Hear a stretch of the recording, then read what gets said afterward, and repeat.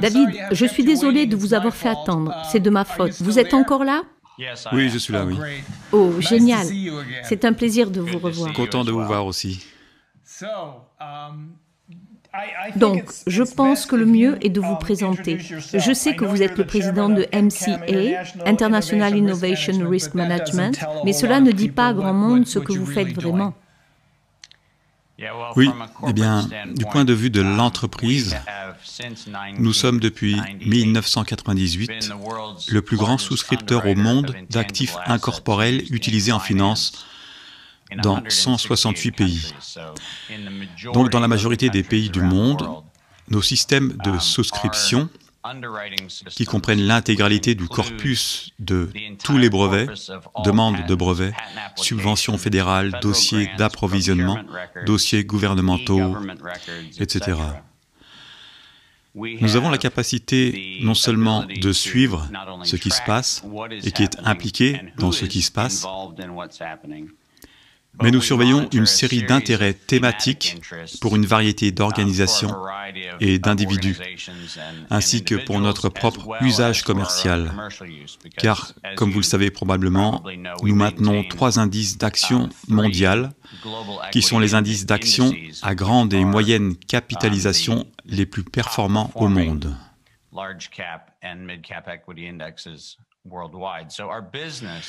Notre activité consiste donc à surveiller l'innovation dans le monde et plus précisément à surveiller l'économie de cette innovation, la mesure dans laquelle les intérêts financiers sont utilisés, les intérêts des entreprises sont disloqués, etc.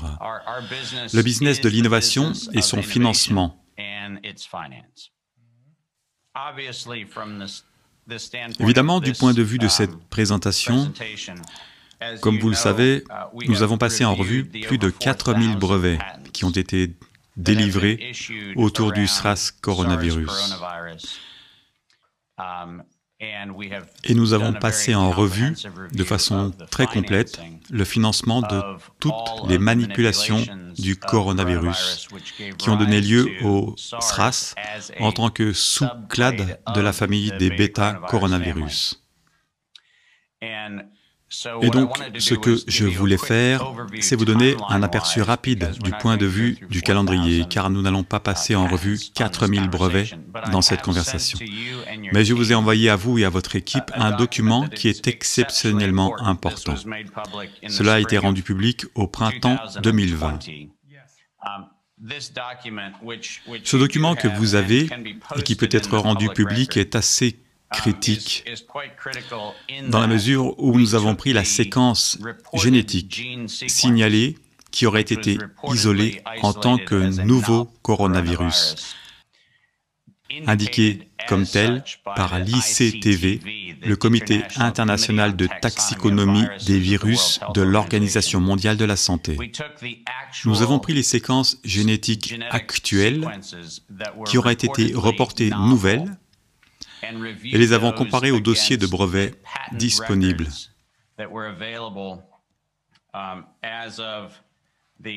Au printemps 2020.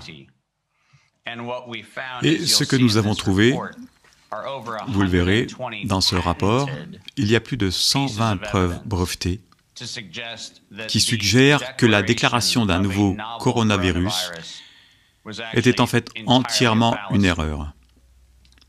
Il n'y a pas eu de nouveau coronavirus. Il existe d'innombrables modifications très subtiles des séquences de coronavirus qui ont été téléchargées. Mais il n'y avait aucun nouveau coronavirus identifié du tout. Et le fait important, c'est que nous avons trouvé des informations dans les enregistrements de brevets, de séquences attribuées à la nouveauté, allant à des brevets qui ont été demandés dès 1999. Donc, non seulement ce n'était pas un roman, en fait, non seulement ce n'est pas nouveau, ce n'est pas nouveau depuis plus de 2 décennies, mais prenons un très court, et ce que je vais faire, c'est vous emmener dans un très court voyage à travers le paysage des brevets pour m'assurer que les gens comprennent ce qui s'est passé. Mais vous le savez, jusqu'en 1999, le sujet du coronavirus par rapport à l'activité du brevetage autour du coronavirus était uniquement appliqué aux sciences vétérinaires.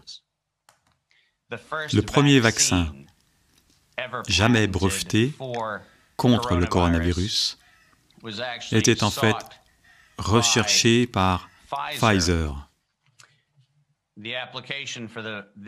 L'application du premier vaccin contre le coronavirus, qui était spécifiquement cette protéine de pointe. Donc la même chose que prétendument nous nous sommes précipités à inventer. La première demande a été déposée le 28 janvier 2000, il y a 21 ans. Ainsi, l'idée que nous soyons mystérieusement tombés sur la manière d'intervenir sur les vaccins n'est pas seulement ridicule, elle est incrédule. Car Timothy Miller, Sharon Clever, Albert Paul Reed et Ellen Jones ont déposé le 28 janvier 2000, ce qui a finalement été délivré comme brevet américain numéro 63-72-224, qui était le vaccin contre le virus de la protéine Spike pour le coronavirus canin, qui était en fait l'une des multiples formes de coronavirus. Mais comme je l'ai dit, les premiers travaux jusqu'en 1999 étaient largement axés sur le domaine des vaccins pour les animaux. Les deux animaux qui ont reçu le plus d'attention étaient probablement les travaux de Ralph Baric sur les lapins et la cardiomyopathie du lapin, qui étaient associés à des problèmes importants chez les éleveurs de lapins.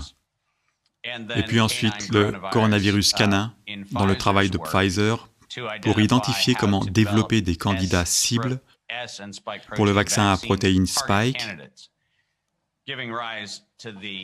donnant lieu à des preuves évidentes qui disent que ni le concept de vaccin coronavirus, ni le principe de coronavirus lui-même en tant qu'agent pathogène important par rapport au comportement des protéines Spike n'est quelque chose de vraiment nouveau.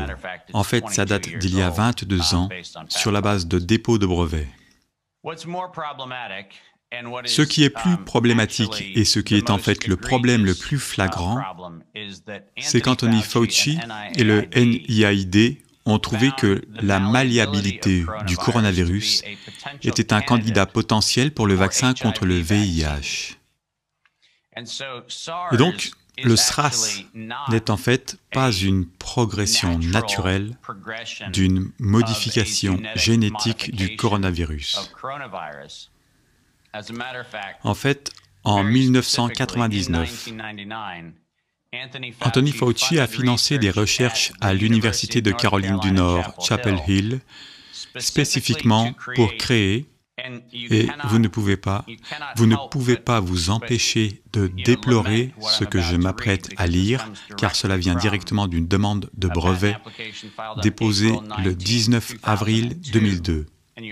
Vous avez bien entendu la date, 2002, où le NIAID a construit un coronavirus infectieux à réplication défectueuse.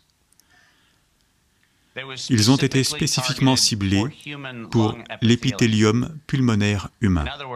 En d'autres termes, nous avons créé le SRAS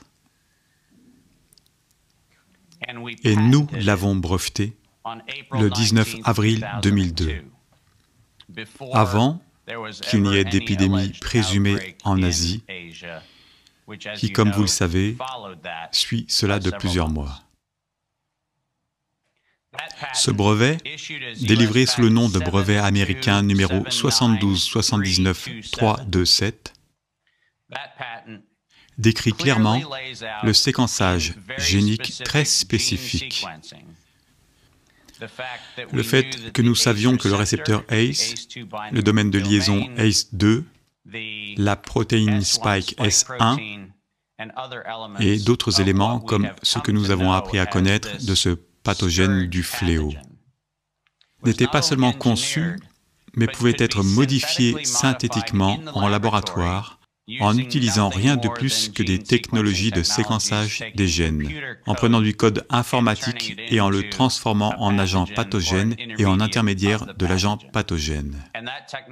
Et cette technologie a été financée exclusivement, au début, comme un moyen par lequel nous pouvions réellement exploiter le coronavirus comme vecteur pour distribuer le vaccin contre le VIH.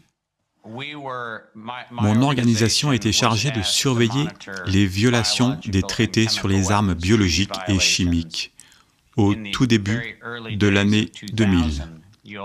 Vous vous souvenez de l'anthrax, l'événement de septembre 2001, et nous avons participé à une investigation qui a donné lieu à l'enquête du Congrès sur les origines de l'anthrax, mais également sur ce qui était un comportement inhabituel autour du médicament bar-ciprofloxacine, qui était un médicament utilisé comme traitement potentiel pour l'empoisonnement à l'anthrax. Et tout au long de l'automne 2001, nous avons commencé à surveiller un nombre énorme d'agents pathogènes, bactériens et viraux qui étaient brevetés autour du NIH et NIAID dans le cadre du programme de lutte contre les maladies infectieuses des services armés des États-Unis et d'un certain nombre d'autres agences internationales qui ont collaboré avec eux. Et notre préoccupation était que le coronavirus était considéré comme un agent manipulable pour une utilisation potentielle comme vecteur de vaccin, mais qu'il était également très clairement considéré comme un candidat pour une arme biologique. Et donc, notre premier rapport public à ce sujet a eu lieu avant l'épidémie de SRAS à la fin de 2001. Imaginez à quel point je suis désappointé d'être assis ici 20 ans plus tard, après avoir signalé 20 ans plus tôt qu'un problème se profilait à l'horizon en ce qui concerne le coronavirus. Mais après, l'épidémie présumée, et je dirais toujours l'épidémie présumée car je pense qu'il est important que nous comprenions que le coronavirus a un agent pathogène circulant à l'intérieur du modèle viral que nous avons. Il n'est en fait pas nouveau pour l'humanité et n'est pas nouveau depuis les 2 dernières décennies. Cela fait en fait partie de la séquence de protéines qui circule depuis assez longtemps. Mais la prétendue épidémie qui a eu lieu en Chine en 2002 jusqu'en 2003 a donné lieu à un dossier très problématique en avril 2003 par le Centre pour le contrôle et la prévention des maladies des États-Unis. Et ce sujet est d'une importance cruciale pour obtenir la nuance très précise. Parce qu'en plus de déposer toute la séquence génétique sur ce qui est devenu le coronavirus du SRAS, ce qui est en fait une violation de l'article 101 du Code américain 35, vous ne pouvez pas breveter une substance d'origine naturelle. C'est une violation de l'article 101 du Code américain 35, dont le numéro de brevet est 7220852. Maintenant, ce brevet était aussi associé à une série de brevets dérivés. Ce sont nos demandes de brevets qui ont été séparées parce qu'elles portaient sur de multiples objets brevetables.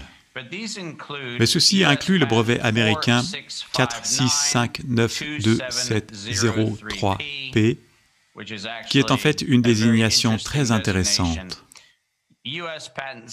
Brevet américain 776521 et 777651.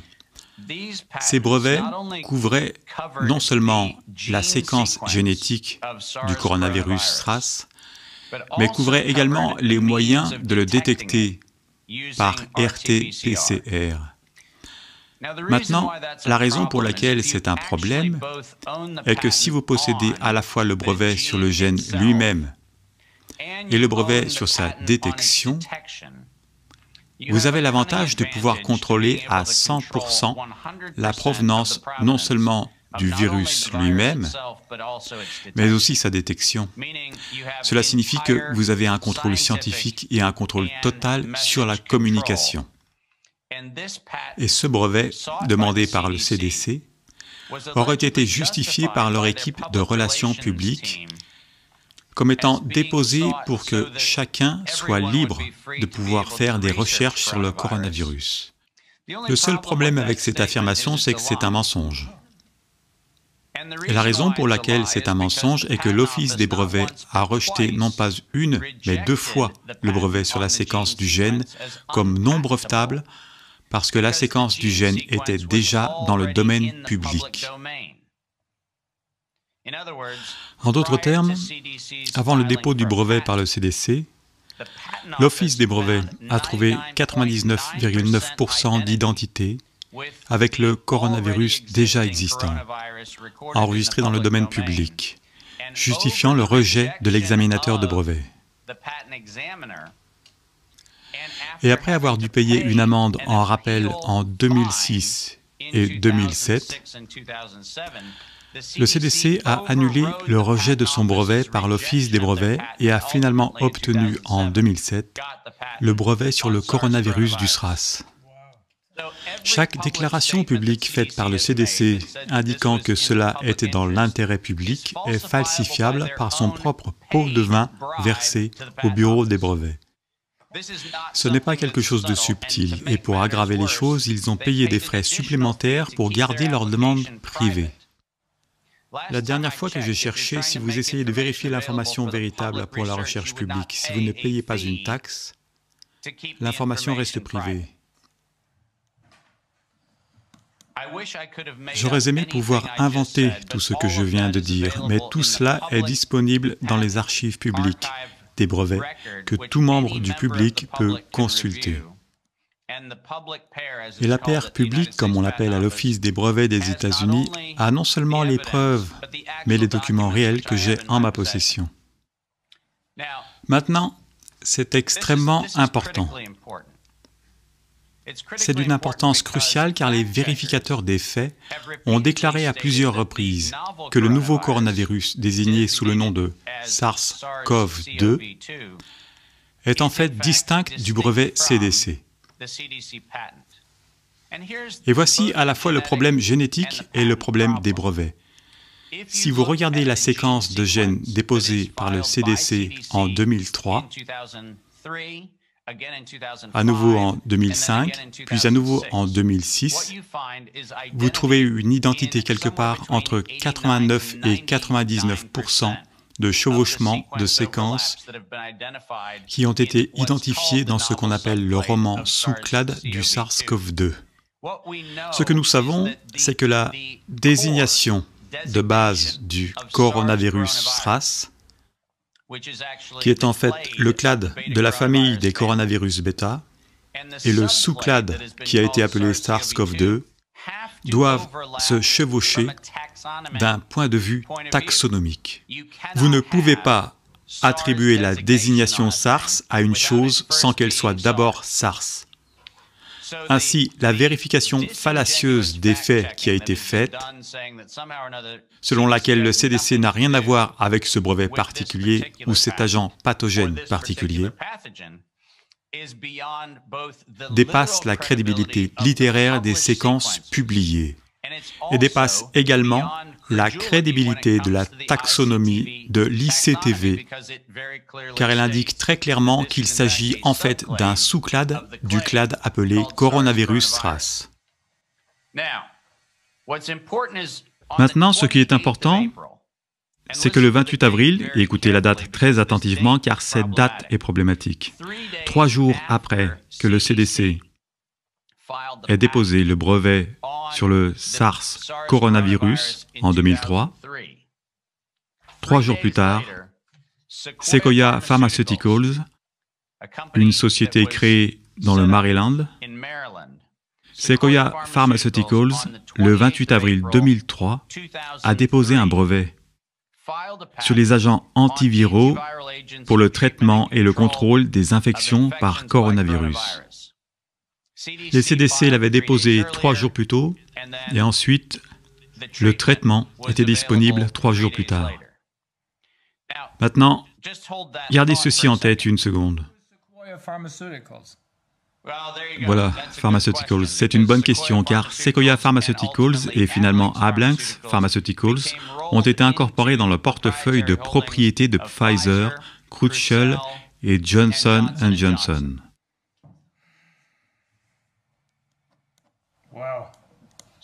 Maintenant, posez-vous une simple question. Comment peut-on avoir un brevet sur un traitement pour une chose inventée 3 jours plus tôt? Le brevet en question, du 28 avril 2003, numéro 7151163, délivré à Sequoia Pharmaceuticals, présente un autre problème. Le problème est qu'il a été délivré et publié avant que le brevet des CDC sur le coronavirus ne soit effectivement autorisé. Donc le risque que l'information ait pu être connue par d'autres moyens que des moyens privilégiés entre ces parties est nul. Il n'est physiquement pas possible de breveter quelque chose qui traite d'une chose qui n'avait pas été publiée, parce que les CDC avaient payé pour le garder secret. Ceci, mes amis, est la définition de la conspiration criminelle, du racket et de la collusion. Ce n'est pas une théorie, c'est une preuve. Vous ne pouvez pas avoir des informations dans le futur, informer un traitement pour une chose qui n'existait pas. Cela pourrait bien finir en une affaire RICO au final. C'est une affaire RICO qui pourrait se transformer en une affaire de ce type, une affaire RICO. Et le schéma RICO, qui a été établi en avril 2003 pour le premier coronavirus, s'est déroulé exactement selon le même calendrier. Lorsque nous voyons apparaître le SARS-CoV-2, lorsque Moderna obtient par téléphone la séquence de la protéine Spike du Centre de recherche sur les vaccins du NIAID avant la définition du nouveau sous-clade. Comment traiter une chose avant d'avoir réellement cette chose? Je dois traduire cela. Ça ne s'invente pas, absolument pas. Le 5 juin 2008, c'est une date importante car c'est en fait à peu près le moment où la DARPA, le programme américain de recherche de défense avancée, s'est intéressé activement au coronavirus comme arme biologique. Le 5 juin 2008, Ablanx, qui, comme vous le savez, fait maintenant partie de Sanofi, a déposé une série de brevets qui ciblaient spécifiquement ce que l'on nous dit être la nouvelle caractéristique du virus CoV-2 du SRAS. Et vous avez entendu ce que je viens de dire, nous sommes le 5 juin 2008. Ils ont trouvé quoi? Plus précisément, ils ont ciblé ce que l'on appelle le site de clivage polybasique du SRAS-CoV, la nouvelle protéine de pointe et le domaine de liaison du récepteur ACE2 qui est prétendument nouveau pour le SRAS-CoV-2. Et tout cela a été breveté le 5 juin 2008. Et ces brevets en séquence ont été délivrés entre le 24 novembre 2015, qui était le brevet américain 9193780. Celui-là est donc sorti après le gain du moratoire sur les fonctions. Il est sorti après l'épidémie de MERS, MERS au Moyen-Orient. Mais ce que vous trouvez, c'est qu'ensuite, en 2016, 2017, 2019, une série de brevets couvrant tout, et non seulement les brins d'ARN, mais aussi les sous-composants des brins de gènes qui ont tous été délivrés à Ablynx et Sanofi. Et puis, nous avons Crucell, nous avons Rubius Therapeutics, nous avons Children's Medical Corporation, nous en avons d'innombrables autres, dont l'Université Ludwig Maximilian de Munich, Protein Science Corporation, le Dana-Farber Institute de cancérologie, l'Université de Iowa, l'Université de Hong Kong, le Centre national chinois Génome humain de Shanghai, tous identifiés dans des dépôts de brevets allant de 2008 à 2017. Chaque attribut prétendument publié de manière unique par la seule publication de référence, le nouveau coronavirus de la chauve-souris, révèle des insertions naturelles au niveau du site de clivage S1S2.2 de la protéine Spike et une possible origine recombinante 3 du virus CoV-2 du SRAS. Le document qui a été couramment utilisé pour identifier le nouveau virus, malheureusement, si vous prenez ce qu'il déclare être nouveau, vous trouvez 73 brevets délivrés entre 2008 et 2019 qui ont les éléments qui étaient prétendument nouveaux dans le SARS-CoV-2. Spécifiquement en ce qui concerne le site de clivage polybasique, le domaine de liaison du récepteur ACE2 et la protéine Spike. Donc les composants cliniquement nouveaux de la souche cliniquement unique, cliniquement contagieuse, vous voyez où je veux en venir. Ok? Il n'y a pas eu d'épidémie de SRAS, parce que tous les éléments de cette maladie avaient été modifiés. Et en 2016, le document qui a été financé pendant le moratoire sur les gains de fonction, qui disait que le coronavirus du SRAS était prêt pour l'émergence humaine, écrit par nul autre que Ralph Baric, était non seulement prêt pour l'émergence humaine, mais il a été breveté pour une exploitation commerciale. 73 fois. C'est Ralph Baric. Je crois avoir vu un clip vidéo dans lequel il prononçait un discours dans lequel il disait explicitement au public qu'on pouvait gagner beaucoup d'argent avec ça. Oui, vous pouvez. Et il a gagné beaucoup d'argent en faisant cela. Oh. Donc, pour ceux qui veulent vivre dans l'illusion que d'une manière ou d'une autre, c'est la fin de l'histoire, préparez-vous à une plus grande déception, parce que quelqu'un savait quelque chose en 2015 et 2016, ce qui a donné lieu à ma citation préférée de toute cette pandémie. Et par là, je ne fais pas le malin. Ma citation préférée de cette pandémie est une déclaration faite en 2015 par Peter Daszak. La déclaration qui a été faite par Peter Daszak en 2015, rapportée dans la publication de la presse des Académies nationales le 12 février 2016, et je cite, « Nous devons faire mieux comprendre au public la nécessité des contre-mesures médicales comme un vaccin contre tous les coronavirus. Le moteur clé est le système médiatique, et l'économie suivra le battage médiatique.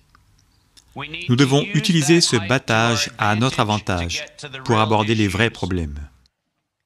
Les investisseurs réagiront s'ils voient des bénéfices à la fin du processus. » C'est vraiment, je veux dire... Laissez-moi vous relire, parce que je ne sais pas si c'était clair pour tout le monde, mais laissez-moi relire ça lentement. Les Américains aiment faire ça lorsqu'ils s'adressent à un public multilingue. Je devrais peut-être le dire plus fort, mais je ne le ferai pas. Nous devons faire mieux comprendre au public la nécessité des contre-mesures médicales comme un vaccin contre tous les coronavirus. Le moteur clé est le système médiatique, et l'économie suivra le battage médiatique. Nous devons utiliser ce battage à notre avantage pour aborder les vrais problèmes. Les investisseurs réagiront s'ils voient des bénéfices à la fin du processus. Peter Doshi n'était-il pas celui qui... Non, Peter Daszak. Peter Daszak, le chef de l'alliance EcoHealth. Ah, Peter Doshi est un bon gars. Peter Daszak, la personne qui a corroboré de manière indépendante la théorie chinoise de la non-fuite du laboratoire, car il n'y a pas eu de fuite du laboratoire. Il s'agissait d'une biomilitarisation intentionnelle de protéines de pointe à injecter aux gens en les rendant dépendants d'un vaccin coronavirus. Cela n'a rien à voir avec un agent pathogène qui aurait été libéré dans toutes les études qui ont été lancées et qui essaye de vérifier une fuite de laboratoire. C'est une fausse piste. Il n'y a vraiment rien de nouveau là-dedans. Rien, zéro. 73 brevets sur tout ce qui est cliniquement nouveau. 73, tous délivrés avant 2019. Et je vais vous donner la plus grosse bombe de toutes pour prouver que ce n'était en fait pas une libération de quoi que ce soit. Car le brevet 72-79-327, le brevet sur la nature recombinante de ce coronavirus à longue cible, a été transféré mystérieusement de l'Université de Caroline du Nord, Chapel Hill, à l'Institut national de santé en 2018. Maintenant, voici le problème que cela pose. En vertu de la loi Bayh-Dole, le gouvernement américain dispose déjà de ce que l'on appelle une disposition de droit de marche, qui signifie que si le gouvernement américain est payé pour la recherche, il a le droit de bénéficier de cette recherche à sa demande ou comme bon lui semble. Alors expliquez donc pourquoi, en 2017 et 2018, soudainement, les instituts de santé ont pris possession du brevet dont ils avaient déjà les droits, détenu par l'Université de Caroline du Nord, Chapel Hill. Et comment ont-ils eu besoin de déposer un certificat de correction pour s'assurer qu'il était légalement exécutoire?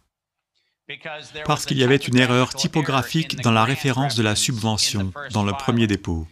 Ils ont dû s'assurer que non seulement ils avaient raison, mais aussi que chaque type d'erreur graphique contenue dans le brevet était correct. Sur le seul brevet nécessaire pour développer le mandat des instituts de recherche sur les vaccins, qui a été partagé entre l'Université de Caroline du Nord, Chapel Hill, en novembre 2019, et Moderna en novembre 2019. Lorsque l'Université de Caroline du Nord, Chapel Hill, le NIAID et Moderna ont commencé le séquençage d'un vaccin à base de protéines de pointe, un mois avant qu'une épidémie ne se produise. C'est donc une question d'argent. Cela a toujours été une question d'argent. Et juste pour répondre à une question qui a été posée un peu plus tôt, le scénario a été écrit en premier le 6 janvier 2004. Le 6 janvier 2004, qui a écrit le scénario? Merck. Lors d'une conférence intitulée « SRAS et bioterrorisme ». Bioterrorisme, maladies infectieuses émergentes, thérapie antimicrobienne et modulateur immunitaire.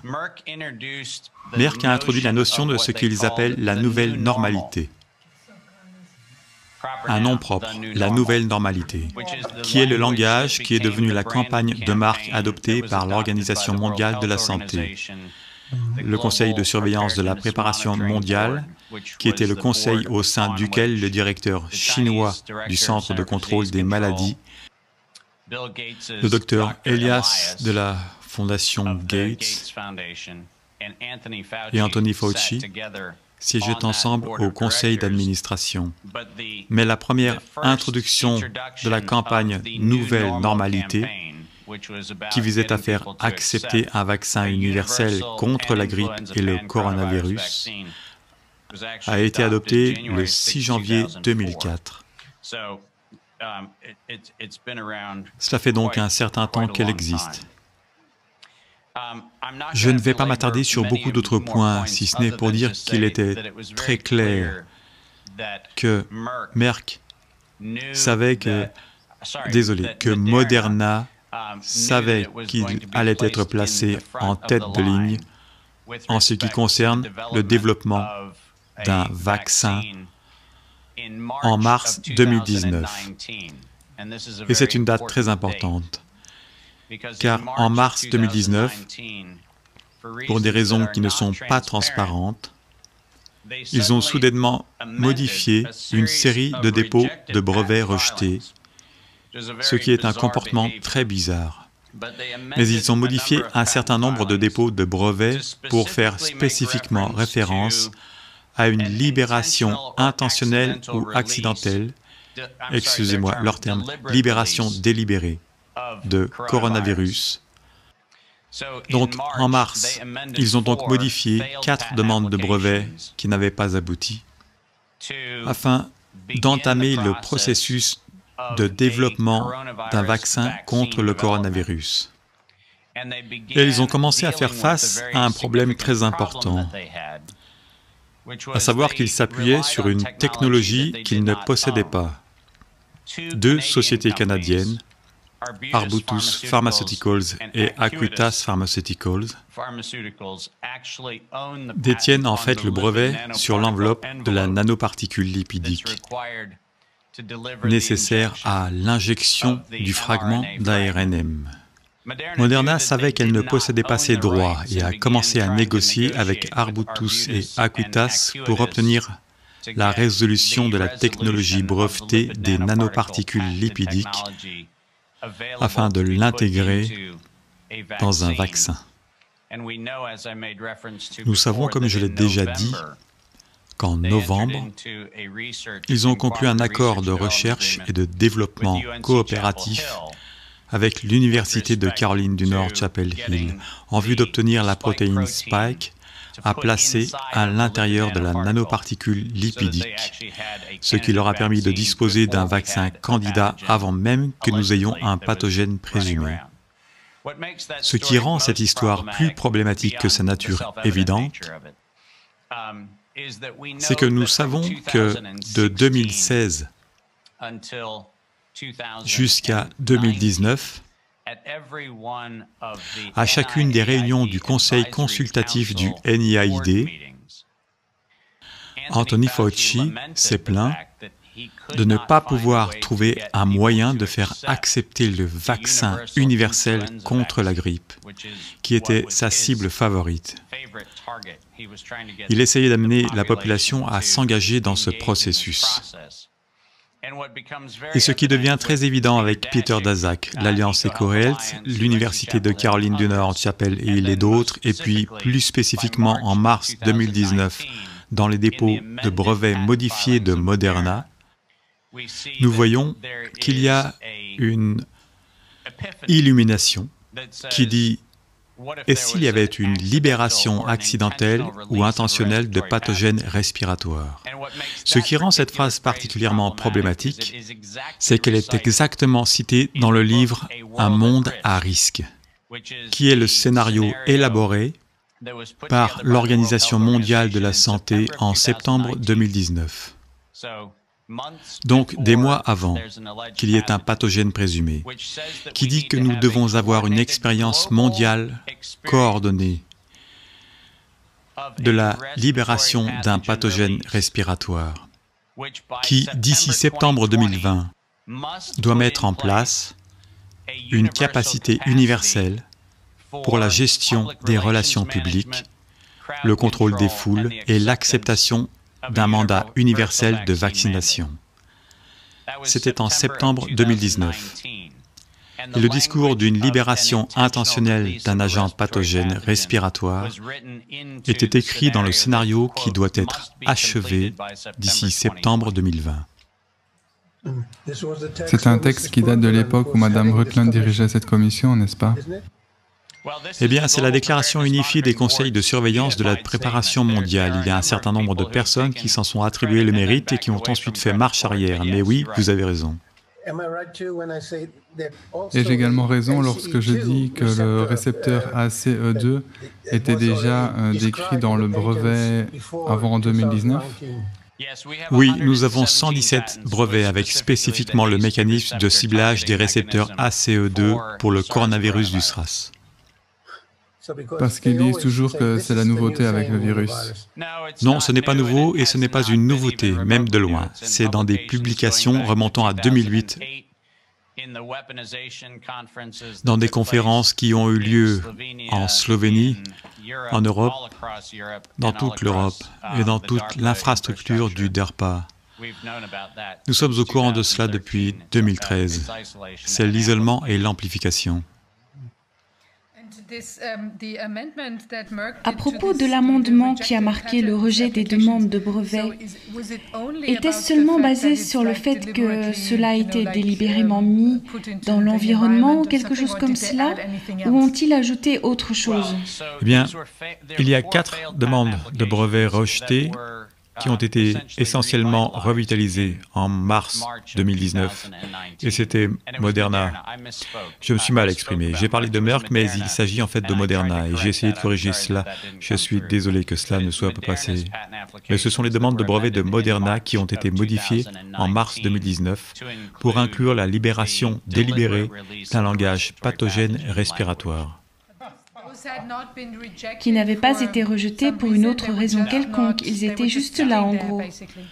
Non, ils font un processus similaire au processus d'autres entreprises pharmaceutiques, puisqu'ils modifient continuellement les applications pour profiter des premières dates prioritaires disponibles. Et c'est pourquoi il faut revenir en arrière et examiner les dossiers de demande de modification pour savoir quand le langage de modification réel a été mis en place. Le fait est que, et comme je l'ai dit, je ne vais pas travailler sur toutes les données des brevets, mais toute affirmation selon laquelle ce pathogène est en quelque sorte unique ou nouveau s'effondre à cause des séquences de gènes réels qui sont publiées dans le dossier de brevet. Et ce qui est encore plus flagrant, c'est que Peter Daszak lui-même déclare que nous devons créer un battage publicitaire pour que le public accepte la contre-mesure médicale d'un vaccin contre le coronavirus.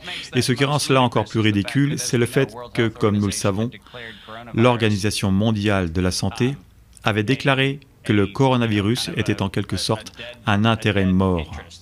Ils ont dit que nous avions éradiqué le coronavirus en tant que préoccupation. Mais alors pourquoi, après l'avoir éradiqué en 2007 et 2008, avons-nous commencé à dépenser des milliards de dollars dans le monde entier pour un vaccin contre une maladie qui avait été éradiquée par déclaration en 2008? Et le moins que l'on puisse dire, c'est que cela relève de l'incrédulité.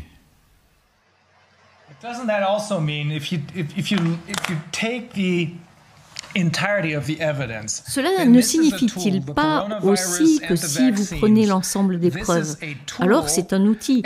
Le virus corona et les vaccins, c'est un outil et qui est dans l'intérêt de la DARPA afin de créer une arme biologique à partir de cela. C'est un outil pour tout ce qui s'y rattache, y compris le contrôle des populations, par exemple. Eh bien, écoutez, nous devons cesser de nous laisser prendre au récit du courant dominant, même dans notre propre ligne de questionnement, parce que le fait est que cela a été considéré comme une arme biologique hautement malléable. Il n'y a aucun doute qu'en 2005, c'était incontestablement une arme de choix. Et l'illusion dans laquelle nous continuons malheureusement à voir des gens très bien intentionnés se faire piéger, c'est de discuter de la question de savoir si nous avons un vaccin contre ce virus. Le fait est que ce n'est pas le cas. Nous injectons une protéine spike, une séquence d'ARN de culture qui est une simulation informatique. Elle n'est pas dérivée de la nature. C'est une simulation informatique d'une séquence qui est connue et brevetée depuis des années. Et ce que nous savons, c'est que cette séquence telle qu'elle a été rapportée est rapportée à travers des choses comme les conversations téléphoniques très fiables qui ont eu lieu entre Moderna et le Vaccine Research Center par le Self-Report. Ou je ne sais pas si vous étiez au téléphone et que vous entendiez ATTCCGGTTCCGABBB. Vous savez, y a-t-il une chance que vous puissiez avoir une lettre de valeur consonante déposée ici? La nature ridicule de l'histoire, selon laquelle il s'agirait d'une forme de profilage ou de prévention, va à l'encontre de 100% des preuves, car les preuves montrent clairement qu'aucune société pharmaceutique n'a fait d'efforts pour combattre le virus. Il s'agit de faire injecter des gens avec la protéine spike connue pour être nocive. Donc, l'histoire répandue est que si vous obtenez une expression de la protéine spike, vous allez avoir une sorte de soulagement symptomatique général. Mais le fait est qu'il n'y a jamais eu d'intention de vacciner une population telle que définie par l'univers de la vaccination. Et c'est important. Passons en revue pour mémoire. Quand Anthony Fauci a essayé désespérément de faire publier certains de ses vaccins à ARN synthétique, il a vu ses propres brevets rejetés par l'Office des brevets. Et je veux lire ce que l'Office des brevets lui a dit lorsque le NIAID a pensé qu'Anthony Fauci pouvait faire breveter un vaccin à ARNM en tant que vaccin, utilisé comme vaccin. Et voici la citation. « Ces arguments sont convaincants dans la mesure où un peptide antigénique stimule une réponse immunitaire qui peut produire des anticorps qui se lient à un peptide ou à une protéine spécifique. Mais ils ne sont pas persuasifs en ce qui concerne un vaccin. » Ok? C'est l'Office des brevets, ce n'est pas une sorte d'agence de santé publique, c'est l'Office des brevets. La réponse immunitaire produite par un vaccin doit être plus qu'une simple réponse immunitaire, mais également être protectrice. Comme indiqué dans l'action précédente de l'Office, on reconnaît le terme vaccin comme étant un composé qui prévient l'infection. Le demandeur n'a pas démontré que le vaccin tel qu'il est revendiqué répond, ne serait-ce qu'à la norme inférieure énoncée dans la spécification, sans parler de la définition standard définie pour être opérationnelle. Par conséquent, les revendications 5, 7 et 9 ne sont pas opérationnelles car le vaccin anti-VIH sur lequel il travaillait n'est pas une utilité brevetable. Donc, Anthony Fauci lui-même s'est vu répondre par l'Office des brevets en personne que ce qu'il proposait comme vaccin ne répondait pas à la norme brevetable, ni même à la norme juridique ou encore à la norme clinique.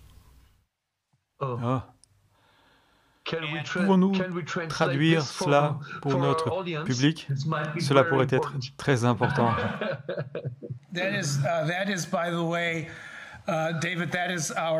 Au fait, David, je vous présente notre ami Martin Schwab, le professeur Martin Schwab. C'est notre plus important conseiller juridique de l'université de Bielefeld. Il est très intelligent. Je sais que beaucoup de nos téléspectateurs sont vraiment choqués. Je peux le voir dans les commentaires. L'un de nos téléspectateurs est notre spécialiste des tests PCR, le professeur Kemova. Il n'arrive pas à croire ce qui se passe ici. Eh bien, l'ironie triste et sobre, c'est que j'ai soulevé ces questions dès 2002, après l'alerte à l'anthrax. Et la tragédie, c'est que maintenant, nous sommes dans un monde où des centaines de millions de personnes se font injecter un agent pathogène stimulant, une séquence informatique, qui est vendue sous ce que l'Office des brevets, la profession médicale et la FDA, ainsi que ses propres normes cliniques, ne suggèrent pas comme étant un vaccin, mais en utilisant ce terme, Nous soumettons en fait des centaines de millions de personnes à ce que l'on savait être en 2005 une arme biologique. Donc j'ai des centaines d'heures de ce genre de choses en mémoire car j'étudie cela depuis 2 décennies. Mais si vous avez des questions, je serai heureux d'y répondre. Je suis sûr qu'il y aura des centaines de questions. David, nous allons rester en contact. Je pense que vous allez être submergé par les gens, par les courriels des gens, etc. Je vais simplement faire suivre ce qui me parviendra ou nous ferons suivre ce qui nous parviendra. Mais oui, nous avons Martin Schwab, il a probablement une question très sérieuse. J'en ai aussi pour Wolfgang aussi. En ce qui me concerne, je suis professeur de droit à la faculté de droit ici à Bielefeld. Je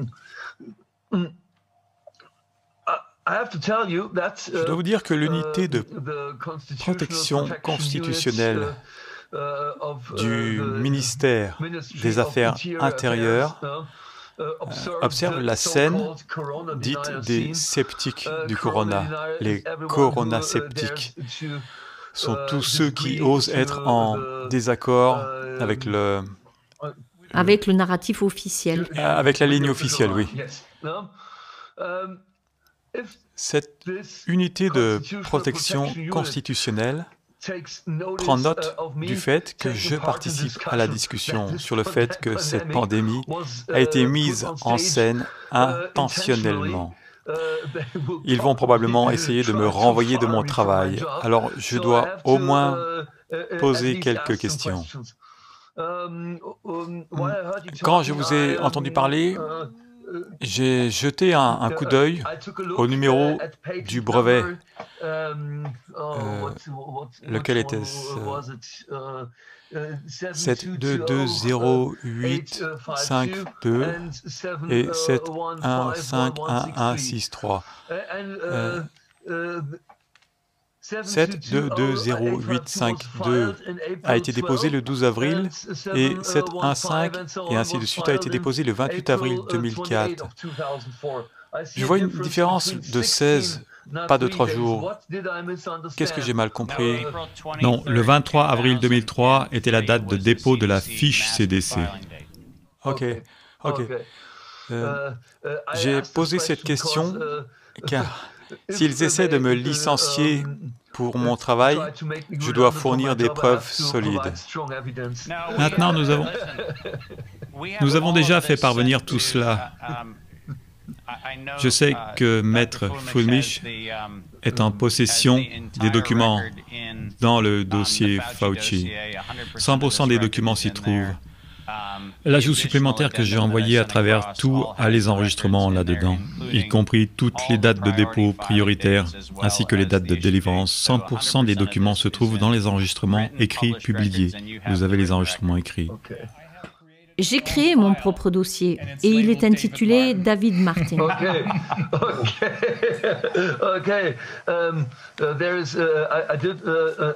J'ai analysé les reportages des médias ici et je peux confirmer qu'ils donnent un compte-rendu très unilatéral de la pandémie.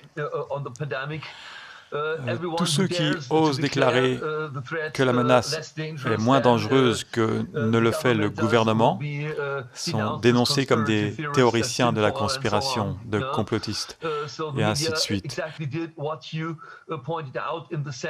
Les médias ont donc fait exactement ce que vous avez souligné dans la phrase que vous avez répétée 2 fois auparavant. Actuellement, ils disent dans leurs histoires de variant Delta qu'il est beaucoup plus contagieux que tout le reste. Des experts à qui j'ai parlé m'ont dit que les bases de données contiennent jusqu'à plus de 40 000 sortes de virus. C'est exact. Ce variant Delta pourrait-il être une sorte de battage médiatique dont vous nous avez parlé auparavant? Il n'existe pas de variant alpha, bêta, gamma ou delta.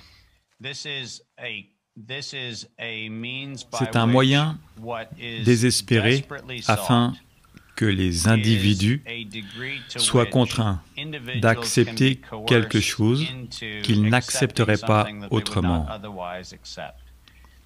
Dans aucune des études publiées, il n'est fait mention de ce que l'on appelle le variant Delta. Il n'y a pas eu d'études sur une population, ni calcul de réplication réelle. Par contre, ce qui a été estimé, ce sont des simulations informatiques. Mais malheureusement, si vous regardez GISAID, qui est la source publique de téléchargement de n'importe laquelle d'un certain nombre de variations, ce que vous trouverez, c'est qu'il n'y a pas eu de capacité à identifier une séquence de gènes cliniquement altérés qui a ensuite une variation cliniquement exprimée. Et c'est là le problème depuis le début. C'est le problème depuis le tout début de ce que l'on prétend être une pandémie.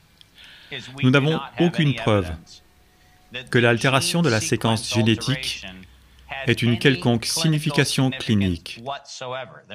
Il n'y a pas eu un seul papier publié par qui que ce soit qui ait établi que tout ce qui est nouveau depuis novembre 2019 se distingue cliniquement de tout ce qui est antérieur à novembre 2019. Le problème avec les 73 brevets que j'ai décrits est que ces 73 brevets contiennent tout ce qui a été signalé comme nouveau en décembre et janvier 2019 et 2020, respectivement. Le problème est donc que même si nous devions accepter qu'il existe des pneumonies idiopathiques, même si nous devions accepter qu'il existe un ensemble de symptômes induits par des agents pathogènes, nous n'avons pas un seul élément de preuve publié qui nous dise quoi que ce soit concernant le SARS-CoV-2 permettant de dire qu'il se distingue cliniquement de tout ce qui était connu et publié avant novembre 2019 dans les 73 brevets datant de 2008. Mais se pourrait-il que concernant le variant Delta, même si les symptômes cliniques sont les mêmes, il se pourrait qu'il soit possible d'infecter quelqu'un qui soit déjà passé par le variant bêta?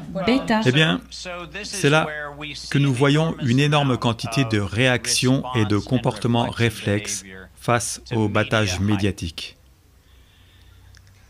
Il n'y a pas, et je vais le répéter, il n'y a pas de preuve que le variant Delta soit en quelque sorte distinct de tout autre élément du GISAID.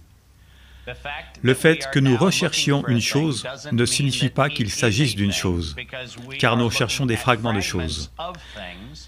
Et le fait est que si nous choisissons n'importe quel fragment, je pourrais trouver, vous savez, je pourrais trouver la variante oméga demain, et je pourrais trouver la variante oméga, et je pourrais dire que je suis à la recherche de ce sous-brin d'ADN ou d'ARN, ou même d'une protéine. Et je pourrais courir le monde en disant « Oh mon Dieu, craignez les variantes oméga ».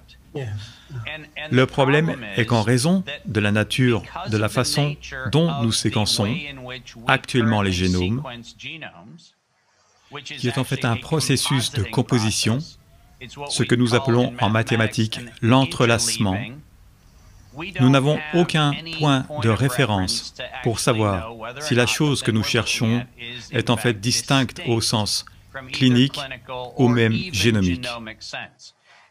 Nous sommes donc pris au piège dans un monde où, malheureusement, si l'on examine, comme je l'ai fait, les articles qui ont isolé le variant Delta, et que l'on pose la question suivante, le variant Delta est-il autre chose que la sélection d'une séquence dans un déplacement systématique d'une autre séquence déjà divulguée? La réponse est qu'il s'agit juste d'une altération du moment où vous démarrez et arrêtez ce que vous appelez le cadre de lecture. Il n'y a rien de nouveau. David, pour faire court, le docteur Vaudard est tout à fait d'accord avec votre analyse. Il comprend votre angoisse à l'idée que vous ayez parlé de cette affaire au monde entier il y a 20 ans ou presque. Et il admire votre ténacité. Et il vous est extrêmement reconnaissant d'avoir examiné le problème de très près par le biais du droit des brevets.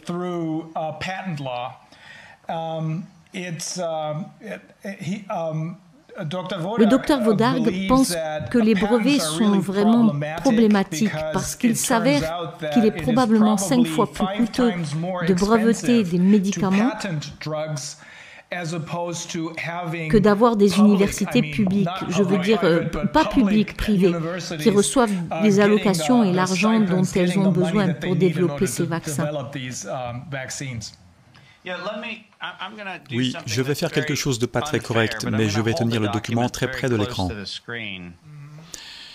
Et c'est uniquement à des fins de représentation. Mais je veux que vous voyez qu'il s'agit du brevet Barrick que le NIH a dû se faire envoyer pour des raisons mystérieuses en 2018. C'est le 7279327 et les gens peuvent chercher cela par eux-mêmes.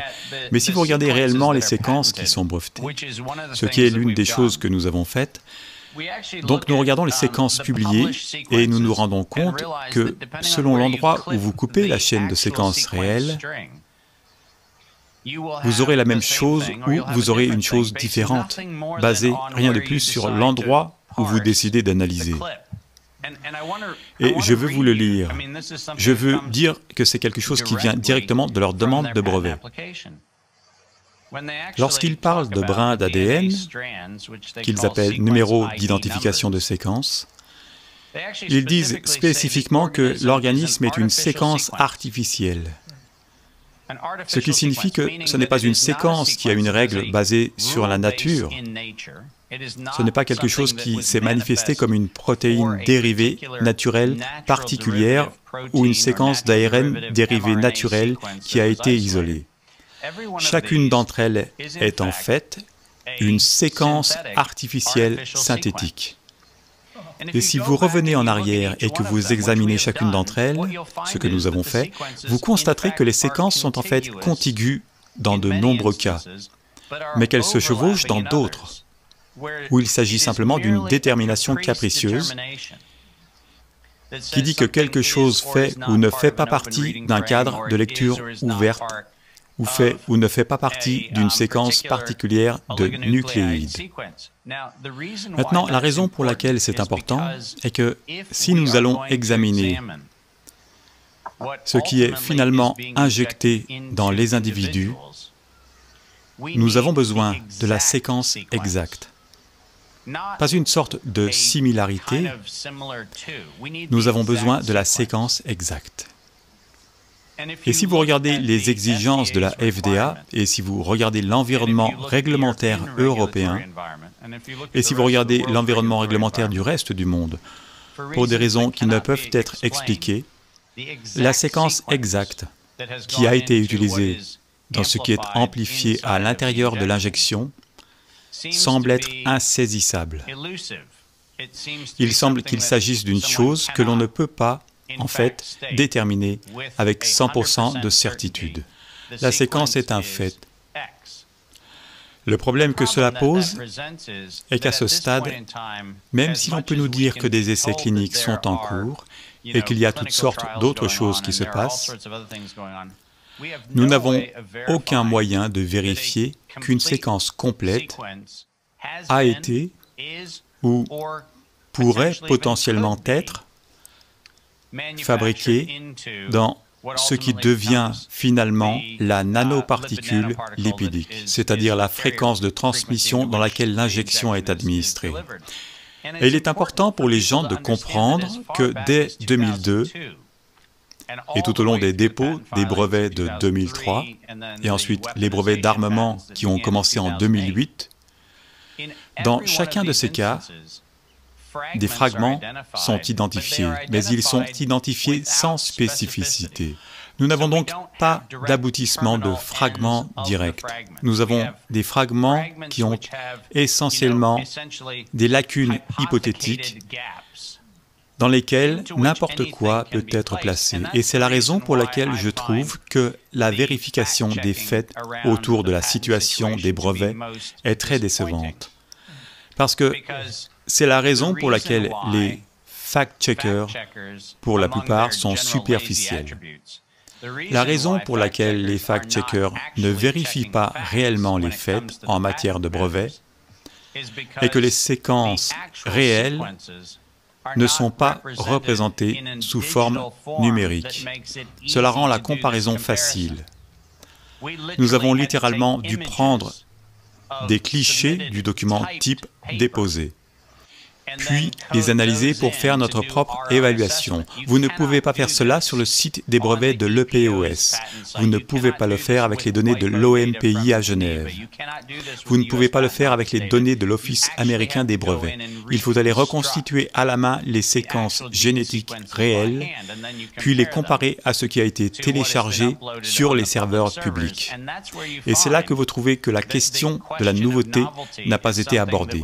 C'est une illusion fabriquée. J'ai encore une question. Est-ce que c'est possible? Mais on voit que la grippe a disparu, est partie. On n'a plus de grippe. La grippe, c'est sûr, c'est que les virus sont aussi des séquences. Et est-il possible que ces séquences partielles dont nous parlons maintenant puissent exister dans les deux types de virus? Il ne s'agit donc que d'une question de test et d'instruments pour observer ce que nous trouvons. Si nous trouvons la grippe, si nous trouvons le corona. Si vous avez un livre, oui, vous travaillez avec 5 lettres. Et vous essayez de trouver ces 5 lettres dans de nombreux livres. Oui, exactement. Oui. Wolfgang, votre question est une belle métaphore de la justesse du problème. Le problème est que si ce que nous cherchons est quelque chose que nous avons décidé que cela valait la peine de rechercher, alors nous le trouverons. Et la bonne nouvelle, c'est que nous le trouverons à plein d'endroits. Et si nous avons décidé de ne plus chercher une chose, il n'est pas vraiment surprenant que nous ne la trouvions pas, parce que nous ne la cherchons pas. Le fait est qu'il s'agisse des tests PCR, nous avons décidé qu'il y avait des fragments, et soit dit en passant, j'ai examiné chacune des demandes réglementaires soumises à la FDA pour essayer de déterminer quelle était la norme pour obtenir l'autorisation d'utilisation d'urgence et quel fragment du SRAS était le fragment officiel, était l'étalon de comparaison. Et le problème est que vous ne pouvez pas obtenir une norme unique. La question est donc la suivante. Dans un monde où il n'y a pas de norme unique, qu'est-ce que vous trouvez réellement? Parce que si je cherche, et pourquoi je ne lis pas ça, si je cherche C, C, A, C, G, C, T, T, T, G, est-ce que j'ajoute la souche suivante, G, ou est-ce que je fais non, non, la prochaine partie est G, T, T, A, G, T, T, C, G, et vous obtenez le point. Le point est où je choisis de commencer ou de m'arrêter. Je peux vraiment dire, je l'ai trouvé ou je ne l'ai pas trouvé. Et je n'ai pas trouvé la correspondance que j'ai projetée sur les données, parce que j'ai choisi de regarder les données d'une manière qui ne me permettait pas de trouver la correspondance. La grippe n'a pas quitté la population humaine. La grippe est le résultat de l'échec d'un mandat de 10 ans pour un vaccin antigrippal qui a été désespérément promu par les gouvernements du monde entier. Ils ont échoué et ont décidé que, comme la grippe ne pouvait faire en sorte que tout le monde se fasse vacciner, il fallait changer de pathogène. Il y a beaucoup d'autres choses qu'ils peuvent changer. Oh mon Dieu, alors des tonnes d'autres sont encore à venir. Oui, mais maintenant nous les avons démasqués. J'aimerais vous parler du développement du test PCR de Drosten. Parce que nous l'avons examiné brièvement, mais pas dans la mesure où vous avez examiné les modèles que vous venez de décrire, mais nous avons examiné cette sorte de miracle, je veux dire, cet aspect étrange du développement du test de Drosten, parce qu'il, malgré le fait qu'il aurait dû passer par son employeur, The Charity, qui aurait eu le droit de détenir les brevets sur cette, vous savez, son invention, il a simplement publié l'instruction pour que tout le monde puisse le voir. Donc, en gros, l'invention entière a perdu la possibilité d'être brevetée. Et c'est assez étrange quand on y regarde de plus près. Nous avons demandé à The Charity, dans le cadre d'une requête en vertu de la loi sur la liberté de l'information, ils ont répondu qu'il y avait une telle hâte à réaliser le test en raison de la pandémie en cours, qu'ils n'ont pas regardé les finances, qu'ils s'en fichaient. C'est un peu étrange comme procédure parce que ce test vaut des milliards.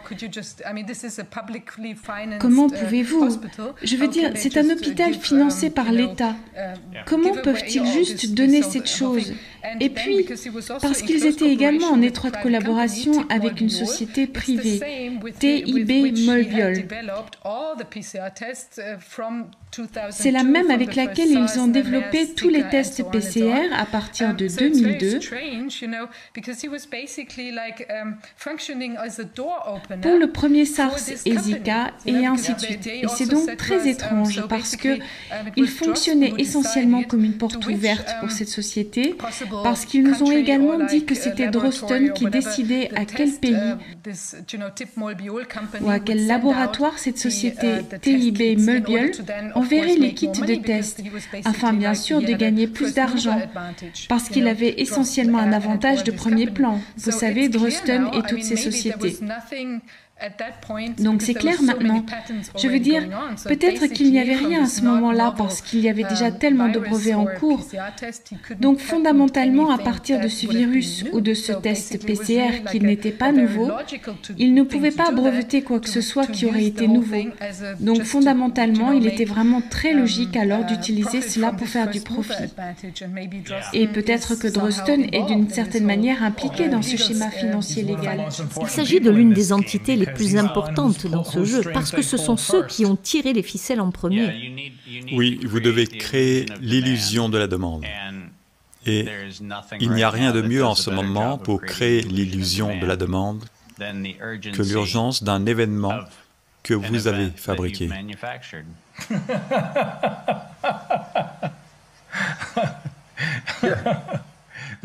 Ça sonne presque comme une comédie, mais ce n'en est pas une.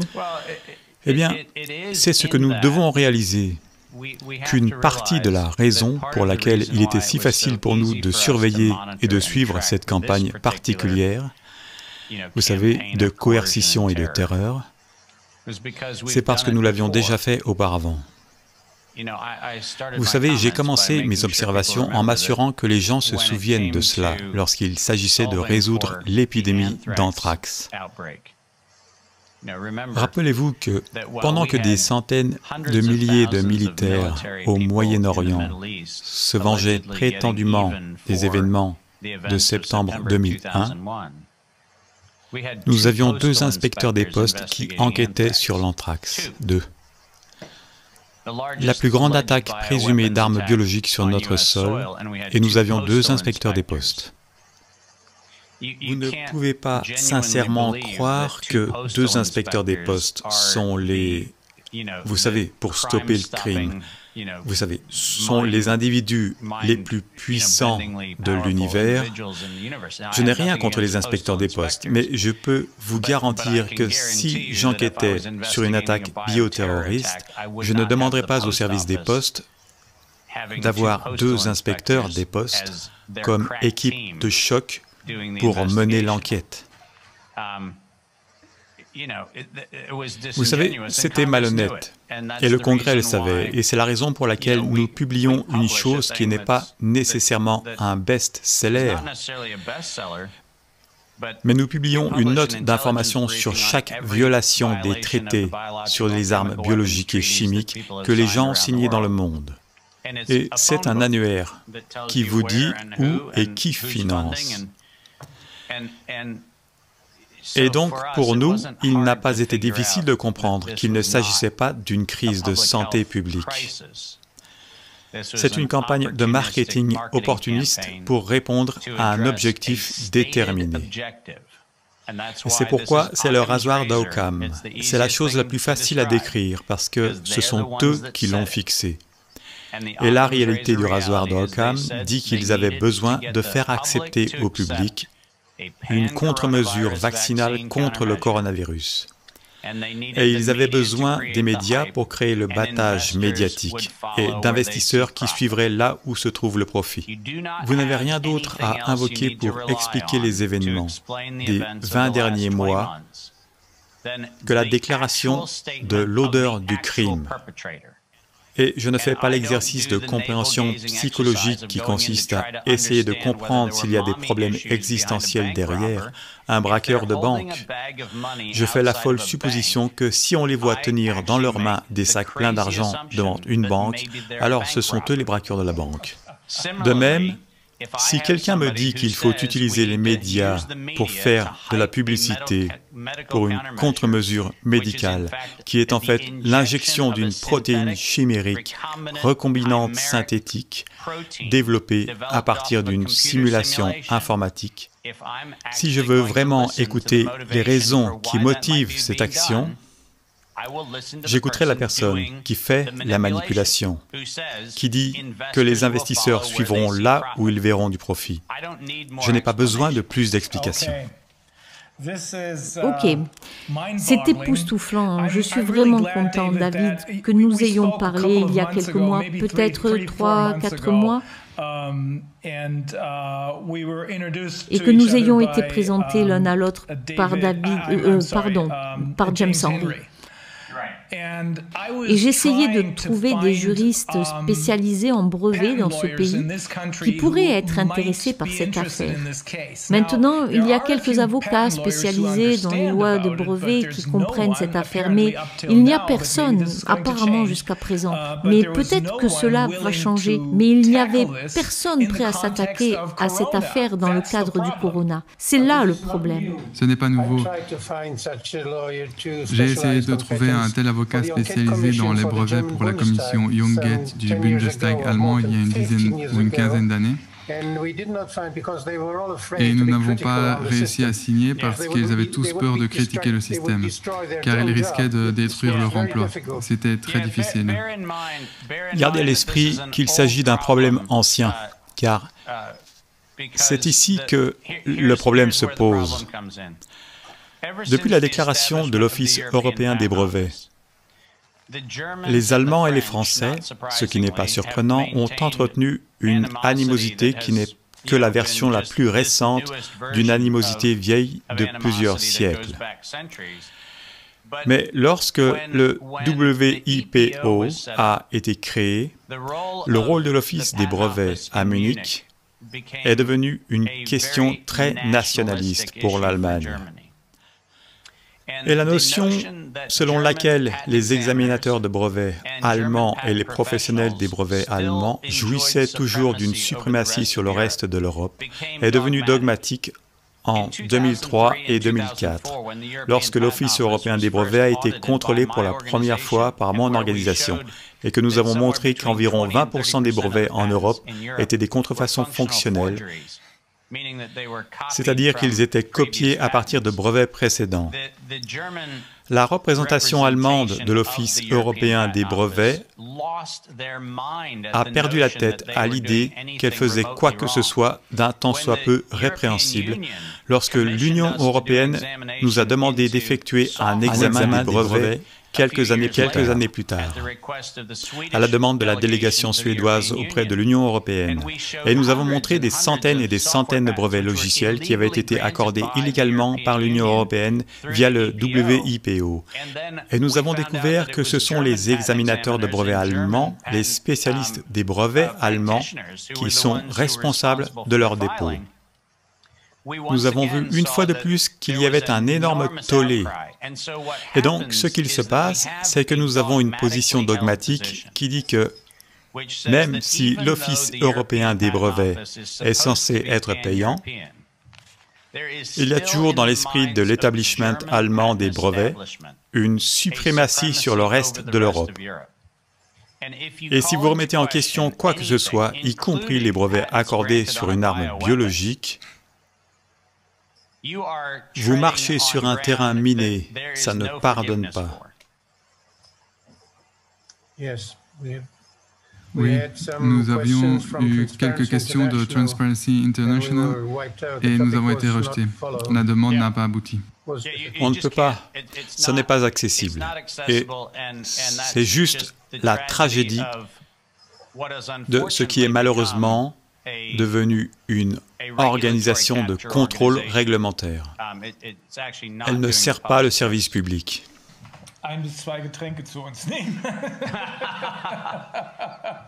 Eh bien, merci pour ce temps que vous avez passé et j'espère que cela a été utile.